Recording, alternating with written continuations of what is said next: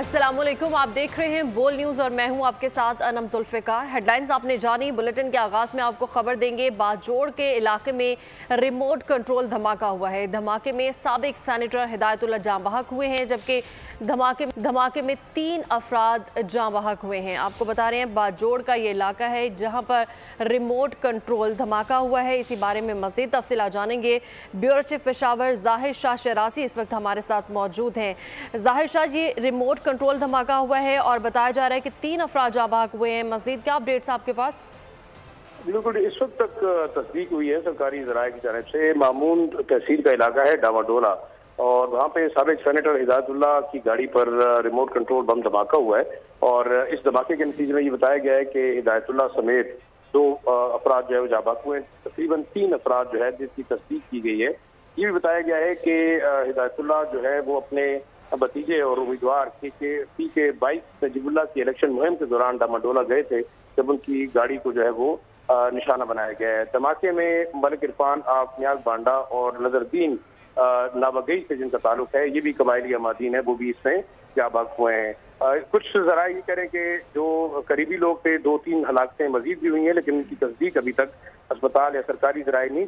लेकिन मलिक हिदायतुल्लाह समेत 3 अफराद की हलाकत की तस्दीक की, और ये भी तस्दीक हो गई है कि धमाका रिमोट कंट्रोल बम से किया गया है। जी बिल्कुल, बाजोड़ के इलाके में रिमोट कंट्रोल से धमाका हुआ है। ब्यूरो चीफ पेशावर ज़ाहिर शाह शराजी हमें आगाह कर रहे थे, बहुत शुक्रिया। तो वफाकी हुकूमत का पाकिस्तान स्टील मिल्स को बंद करने का फैसला। सेक्रेटरी सनत और पैदावार कहते हैं कि सिंध हुकूमत इसी जगह पर अपनी स्टील मिल्स लगाएगी। वजारत सनत और पैदावार ने 700 एकड़ ज़मीन देने की पेशकश की है। इसी बारे में मज़ीद तफसीलात जान लेते हैं। उमर हयात इस वक्त हमारे साथ मौजूद हैं। उमर हयात, मज़ीद क्या तफसीलात हैं? जी बिल्कुल, पाकिस्तान स्टील मिल्स की जो बहाली या फिर उसको दोबारा चलाने के मामले या फिर उसकी निजकारी के जो इम्कानात है वो अब मासूम हो गए हैं, क्योंकि आज सेक्रेटरी सनत और पैदावार ने हाथ खड़े कर दिए हैं और उन्होंने कहा कि वफाकी हुकूमत जो है वो स्टील मिल की जगह जो है वो सिंध हुकूमत को देगी और सिंध हुकूमत जो है वहाँ पर अपनी स्टील मिल लगाएगी। और वजारत सनत और पैदावार ने 700 एकड़ सिंध हुकूमत को स्टील मिल्स के लिए देने की पेशकश की है। और गुज़िश्ता साल पता चला कि इसका कोई खरीदार मौजूद नहीं है, ये कहना था सेक्रेटरी सनत और पैदावार का। और सेक्रेटरी सनत और पैदावार ने मजीद सेनेट की कायमा कमेटी बराए सनत और पैदावार को बताया कि 7 एकड़ के अलावा जमीन जो है वो सनती मकासद के लिए इस्तेमाल की जाएगी। और अगर देखा जाए तो chief financial officer Pakistan steel mills ने कमेटी को ब्रीफिंग में बताया कि पाकिस्तान स्टील मिल मुलाजमीन का जो सालाना तनख्वाहों का हजम है। ठीक है उमर हयात, बहुत शुक्रिया। सारे में चलने वाले इदारों की तेजी से निजकारी हो रही है। वजीर निजकारी अब्दुल अलीम खान ने प्राइवेटाइजेशन का 5 साला मनसूबा बता दिया और कहा कि PIA, स्टील मिल और रेकोडिक जैसे मनसूबों की निजकारी मनसूख करके मईशत को नुकसान पहुंचाया गया। Roosevelt house building finance corporation और फर्स्ट विमेन बैंक की भी निजकारी होगी। अगले मरहले में पावर जनरेशन और डिस्ट्रीब्यूशन कंपनीज की प्राइवेटाइजेशन का अमल होगा। स्टेट लाइफ कॉरपोरेशन, ज़राई तरक्याती बैंक, यूटिलिटी स्टोर्स कॉरपोरेशन और पीको भी निजकारी फहरिस्त में शामिल है। उन्होंने मजीद कहा कि निजकारी का अमल मरवजा कवानीन और जवाबित के मुताबिक हो रहा है। मुकम्मल जिम्मेदारी का मुजाहरा करेंगे। प्राइवेटाइजेशन का अमल साफ और शफाफ, मीडिया को लाइव कवरेज की इजाज़त होगी। औने पौने दामों इदारे नहीं बेचेंगे, ज़्यादा से ज़्यादा फंड्स हासिल करेंगे।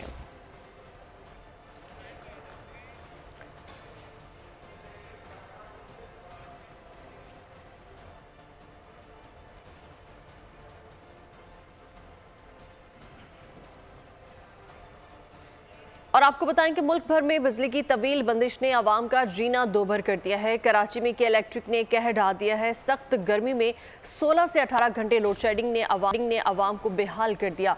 औरंगी टाउन की रिहायशी सड़कों पर आ गए हैं। टायर जलाकर सड़क भी बंद कर दी। हैदराबाद, लाहौर, पेशावर समेत दीगर शहरों में भी आवाम का सब्र जवाब दे चुका है। घरों से निकल आए हैं और हुकाम के खिलाफ नारे लगाए जा रहे हैं।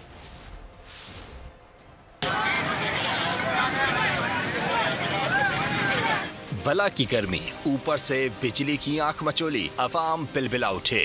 कराची के बेशतर इलाकों में 16 से 18 घंटों की बिजली बंदिश। सख्त गर्मी में शहरी सड़कों पर निकल आए। औरंगी टाउन साबरी चौक पर शहरियों का सब्र जवाब दे गया। बिजली और पानी की अदम फरहमी पर टायर जलाकर सड़क ब्लॉक कर दी। सड़क से गुजरने वाले वाटर टैंकर्स को भी रोक दिया। गर्मी से सताए ताजिर भी के इलेक्ट्रिक की हटदर्मी पर फट पड़े। ये बिल इतने ज्यादा बढ़ा दिए गए हैं कि जो किसी की भी बिसात में नहीं है कि उसको पेट कर सके। इलेक्ट्रिक की जो सूरत हाल है ना बेटा, बिल्कुल ही ख़राब है, ज़ीरो है। जामशोरों में गुलशन शहबाज के रिहायशियों ने हेस्को के दफ्तर के सामने धरना दे दिया। मुश्तिल मुजाहिरीन को देखकर हुकाम दफ्तर को ताला लगाकर भाग गए। हमारा यही मुतालबा है SDO गुलशन शहबाज से हमारी बिजली बहाल की जाए, हमारा लोड शेडिंग कम से कम की जाए। हमारे इलाके की जो बिजली है 18 घंटे जो लोड शेडिंग है, लो वोल्टेज है, वो खत्म करके यहाँ पर कारोबारी बंदों को, यहाँ पर लोगों को सुकून से जीने दिया जाए। पेशावर में शदीद गर्मी में बिजली की बदतरीन लोड शेडिंग से शहरी परेशान। कहते हैं 16-16 घंटे बिजली गायब होने से जिंदगी असाब बन गई है। हुकूमत को चाहिए कि मिसाल हम महंगा ना करे, हम कहाँ से लाए, हमारे लिए खाने का पैसे नहीं है। गर्मी के सितम और के इलेक्ट्रिक के जुल्म, कराची तो कराची, बैरून मुल्क से आने वाले भी के इलेक्ट्रिक का निशाना बनने लगे हैं। ओमान से आई फैमिली बदतरीन लोड शेडिंग के बायस छुट्टियां अधूरी छोड़कर वापस जाने पर मजबूर हो गई। समंदर पार से आए मेहमान बन गए के इलेक्ट्रिक का शिकार। छुट्टियों का मजा हो गया किरकिरा। फैमिली ने बोरिया बिस्तर बांध लिया। कहा सैरो तफरी के लिए पाकिस्तान आए थे, यहाँ तो खुद अपना मजाक बन गया। मैं तकरीबन 5 साल के बाद मैं इधर आया हूँ अपने बच्चों के साथ छुट्टियाँ यहाँ गुजारने, एक सुकून के साथ, सुकून लेने के लिए यहाँ पर। लेकिन यहाँ पे मैं देख रहा हूँ कि इलेक्ट्रिक का निज़ाम बहुत ही मुतासर है। यहाँ पर हम बहुत परेशान हैं यहाँ पर।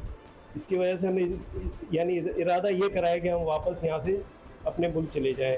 ओमान से आए रिश्तेदार सख्त गर्मी में के इलेक्ट्रिक की सितम ज़रीफियाँ ना झेल सके। हमने तो सामान पैक करना शुरू कर दिया, हमें नहीं समझ आ रहा हम यहाँ पे कैसे सरवाइव कर सकते हैं। हमसे हमारा गुजारा मुश्किल लग रहा है पाकिस्तान में। पाकिस्तान का हाल ही इतना बुरा कर दिया, इंसान कैसे अपने घर में अपने घर वालों को छोड़ के हमें जाना पड़ रहा है। हमें दुख है इस बात का।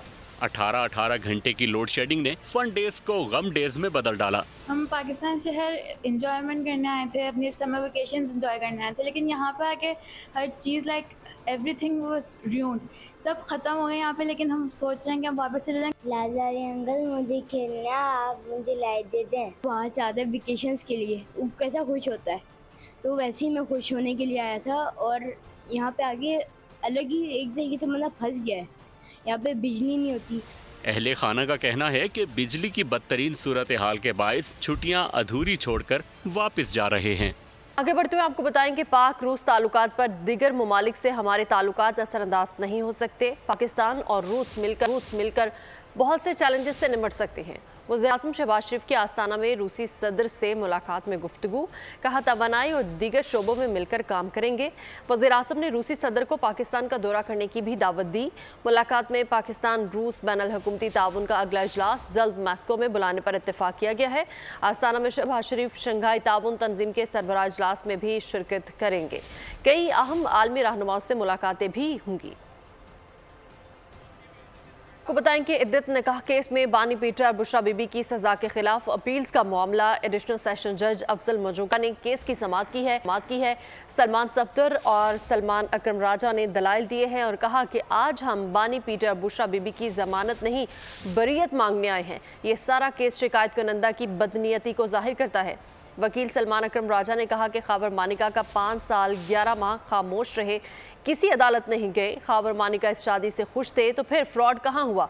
उनका मज़ीद कहना था कि मुलासिम लतीफ़ का बयान शिकायत कुनंदा खाबर मानिका के फ्रॉड की निशानदेही करता है। बुशरा बीबी के वकील सलमान सफ्दर ने कहा कि सलमान अकरम राजा के तमाम अल्फाज को अपनाता हूँ, उससे एक लफ्ज़ आगे नहीं जाऊँगा, मुझे अदालत को मुतमईन करना है। जज अफजल मजूका ने कहा कि 12 जुलाई से पहले जो टाइम चाहिए बता दें, 12 जुलाई तक हर हाल में फैसला सुनाना है। केस की समाअत 8 जुलाई तक मुलतवी कर दी गई। और पीटीआई रहनुमा रऊफ हसन ने कहा है कि मिलिट्री कोर्ट के बारे में चीफ जस्टिस का रवैया हैरान कुन है। बानी पीटीआई की गिरफ्तारी गैर आईनी है। यूएस कांग्रेस ने कहा कि पाकिस्तान रूल ऑफ लॉ को यकीनी बनाए, इसके बावजूद सच छुपाने के लिए झूठ पर झूठ बोला जा रहा है। सुप्रीम कोर्ट की प्रोसीडिंग्स रिजर्व सीट्स के बारे में चल रही हैं और जिस तरीके से प्रोग्रेस को स्टॉल किया जा रहा है, बार बार कोशिश की जा रही है कि जी मामलात लटके। मिलिट्री कोर्ट्स के बारे में वंस अगेन जो चीफ जस्टिस ऑफ पाकिस्तान का जो रवैया है वो इंतहाई वरसम है। इमरान खान साहब जो हैं उनकी जो अरेस्ट है वो इलीगल है। तो हुकूमत पाकिस्तान का जो इस वक्त जो नैरेटिव बना हुआ है वो झूठ तर झूठ जो है उस को रिफ्लेक्ट करता है, उस एक माइंड सेट को रिफ्लेक्ट करता है। Joint chief whip Aamir Dogar की तारिक फजल चौधरी से मुलाकात हुई है। चेयरमैन PAC के मामले पर तबादला ख्याल किया गया है। हुकूमत की जानिब से चेयरमैन PAC के लिए अपोजिशन से 4 नाम मांगे गए थे। अपोजिशन की जानिब से चेयरमैन PAC के लिए शेख वकास अकरम का नाम बरकरार है। आमिर डोगर का कहना था कि हमने दरख्वास्त की है कि शेख वकास अकरम का नाम फाइनल किया जाए, ताहम हुकूमत अपनी मनमानियाँ कर रही है। आमिर डोगर का कहना था कि चेयरमैन PAC के मामले पर हुकूमत आइन और कानून की खिलाफ वर्जी कर रही है। की हदायत पर मैंने chief whip ruling party doctor Tariq Fazal Chaudhry Sahab से मीटिंग की और मैंने उनको अपनी लीडरशिप का पैगाम दिया है कि हमने एक नाम शेख वकास अकरम साहब का चेयरमैन PAC के लिए दिया है, तो आप काइंडली उसी नाम को कंसिडर करें। तो ये अपोजिशन को PAC की चेयरमैनशिप जानी है, ये हमारा प्रोगेटिव है, ये कमेटी अपोजिशन के पास ही रहनी है। अपोजिशन ने जो नाम दिया है अब उस नाम को काइंडली कंसिडर करें। तो देखें अपनी मनमानियां कर रही है, हर तरह के आइन और कानून की वायलेशन कर रही है। वज़ीर आला मरियम नवाज का ख्वाब सेहतमंद पंजाब। मरियम नवाज की ज़ेर सदारत इजलास में हेल्थ रिफॉर्म्स के लिए अहम फैसले किए गए हैं। मराकज़ सेहत की तामीर और मरम्मत मार्च तक मुकम्मल करने का हुक्म दिया। राजनपुर के नए DHQ अस्पताल का प्लान भी तलब कर लिया। इजलास में पंजाब के डिस्ट्रिक्ट हेडक्वार्टर अस्पतालों में थैलेसीमिया सेंटर कायम करने का फैसला किया गया है। कराची बल्दिया टाउन गुलशन मजदूर में रिहायशी 3 मंजिला बिल्डिंग टेढ़ी हो गई। रिहायशी बिल्डिंग से आवाम को बाहिफाजत निकाल लिया गया है। इसी बारे में मज़ीद तफसीलात जान लेते हैं नुमाइंदा बोल न्यूज़ वजाहत अली आब्दी से, जो इस वक्त बिल्डिंग के मुकाम पर ही मौजूद हैं। जी वजाहत। देखिए, मैं इस वक्त मौजूद हूँ बल्दिया टाउन में गुलशन मजदूर में यहाँ पर कल रात को एक अफसोसनाक वाक़या पेश आया था। यहाँ पे 3 मंजिला बिल्डिंग है जो मेरे कभी कब में देख सकते हैं। ये रात गए इसका एक पिलर डैमेज हुआ जिसकी वजह से ये एक तरफ झुक गई थी, जिसकी वजह से यहाँ पे इलाका मकीन की जानिब से रात गए यहाँ पर जो रिहायशी आवाम थी उनको जगाया गया और बिल्डिंग से निकाला गया, जिसके बाद मुतल्लिका हुकाम को इसके बारे में इतला भी दी गई। हुकाम की जानिब से यहाँ पे आके सुबह से विजिट किया जा रहा है, टाउन इंतजामिया हो, सिंध बिल्डिंग कंट्रोल अथॉरिटी और पुलिस की जानिब से कि ये बिल्डिंग हसास करार दे दी गई है क्योंकि किसी वक्त भी ये बिल्डिंग गिर सकती है। महकमा सिंध बिल्डिंग कंट्रोल अथॉरिटी की जानिब से कहा जा रहा है कि 3 मंजिला बिल्डिंग है जो 60 गज के प्लॉट पर तामीर की गई थी। इसके अंदर 3 मंजिला तामीरात की गई थी और यहाँ पर रिहाइश मौजूद थी। 1 साल कबल तामीर की गई थी, जो पुरानी स्ट्रक्चर के ऊपर तामीर गई थी, जिसकी वजह से इसका एक पिलर कमजोर होने की वजह से बिल्डिंग के ढाने पर आ चुकी है। सिंध बिल्डिंग कंट्रोल अथॉरिटी का कहना है कि इसको फौरी तौर पर खाली कराकर इसको डिमोलिश कर दिया जाए। शुक्रिया। और आलमी दिफाई नुमाइश आइडियाज़ 2024 नवंबर में कराची में होगी, जिसमें दुनिया भर से 50 से ज़ायद ममालिक अपनी मसनूआत के साथ शिरकत करेंगे। वज़ीर आला सिंध सैयद मुराद अली शाह का कहना है कि आइडियाज़ 2024 मुल्क के लिए बड़ा एजाज़ है। आलमी दिफाई नुमाइश आइडियाज़ 19 से 22 नवंबर तक कराची में इनेकाद। दुनिया भर से 50 से ज़ायद ममालिक की शिरकत मुतवक्के। वज़ीर आला सिंध सैयद मुराद अली शाह ने आइडियाज़ 2024 की दूसरी स्टीयरिंग कमेटी के इजलास की सदारत की। इजलास में डिफेंस एक्सपोर्ट प्रमोशन ऑर्गेनाइजेशन के director major general Asad Nawaz, DG rangers IG Sindh, commissioner Karachi और दीगर की शिरकत। DG DIPO major general Asad Nawaz ने वज़ीर आला को आइडियाज़ के मुख्तलिफ प्रोग्राम से मुतालिक ब्रीफिंग दी। उन्होंने कहा कि आइडियाज़ 2024 में 50 से ज़्यादा ममालिक अपनी मसनूआत की नुमाइश करेंगे। वज़रा और मुसल्लह अफ़वाज के सरबराहान की क़यादत में 2 ममालिक के दिफाई वफूद भी शिरकत करेंगे। वज़ीर आला सिंध ने कहा, कई सालों से आइडियाज़ का इनेकाद हमारी दिफाई टेक्नोलॉजी में तरक्की का वाज़ेह सबूत है। नुमाइश के इनेकाद से दुनिया के अहम ममालिक के साथ स्ट्रेटेजिक रवाबित मुस्तहकम हुए। वज़ीर आला सिंध ने आइडियाज़ 2024 से कबल तमाम म्युनिसिपल इदारों और इंतजामिया को शहर को साफ सुथरा रखने की हिदायत की और कहा कि आलमी दिफाई नुमाइश के इनेकाद के लिए पुलिस और rangers full proof security plan बनाएं। नुमाइश के कामयाब इनेकाद के लिए तमाम इदारे अपना भरपूर किरदार अदा करें। कराची में अंधेर नगरी चौपट राज। करीमाबाद में नामालूम मुल्जिमान ने फायरिंग करके एक शख्स को कत्ल कर दिया। मकतूल मोटरसाइकिल पर फ्रूट की पेटी लेकर खड़ा था। मुल्जिमान कोरंगी में पीपल्स पार्टी के काउंसलर की टारगेट किलिंग की CCTV फुटेज सामने आ गई। कराची में जराइम का राज, टारगेट किलिंग का स्विच फिर ऑन। करीमाबाद में नामालूम मुल्जिमान ने फायरिंग करके शहरी की जान ले ली। मकतूल मोटरसाइकिल पर फ्रूट की पेटी लेकर खड़ा था। सफाक मुल्जिमान ने फायर किए, मकतूल का मोबाइल फोन लिया और फरार हो गए। कोरंगी में पीपल्स पार्टी के काउंसलर की टारगेट किलिंग की सीसीटीवी फुटेज सामने आ गई। वीडियो में देखा जा सकता है कि मुल्जिमान ने चलती मोटरसाइकिल पर फायरिंग की। आमिर अब्बासी गोलियां लगते ही मोटरसाइकिल समेत सड़क पर गिर गए। मकतूल मौके पर ही दम तोड़ गए थे। ताजिर वसीम को 30 जून को कोरंगी नंबर 6 में कत्ल किया गया था, जबकि काउंसलर आमिर अब्बासी को गुज़िश्ता रोज नामालूम मुल्जिमान ने निशाना बनाया। काउंसलर के कत्ल की तहकीकात के लिए 6 रुकनी टीम तश्कील दे दी गई है। टीम कत्ल में मुलव्विस मुल्जिमान की गिरफ्तारी के लिए इक़दाम करेगी। इस्लामाबाद पुलिस ने शहर इक़्तिदार को बहुत बड़ी तबाही से बचा लिया। थाना संगजानी के इलाके में इंटेलिजेंस बेस्ड ऑपरेशन किया। बड़ी तादाद में असलहा बरामद किया, जिसमें क्लाशनकोफ, हैंड ग्रेनेड, डेटोनेटर और खुदकुश जैकेट का सामान शामिल है। बम डिस्पोजल स्क्वाड का तलब करके बारूदी मवाद को नाकारा कर दिया गया।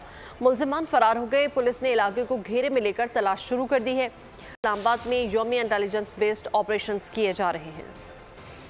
बलूचिस्तान में शहीद होने वाले नाइक शफकत का जस्ते खाकी साहिवाल की धरती में फौजी एजाज के साथ सपुर्द खाक कर दिया गया है। शहीद के वालिद का बोल से गुफ्तगू करते हुए कहना था कि दुख भी है, लेकिन हमें खुशी है कि मेरा बेटा मुल्क की खातिर शहीद हुआ। मज़ीद जानेंगे हमारे नुमाइंदे चौधरी नजीब से। जी नजीब बताएगा।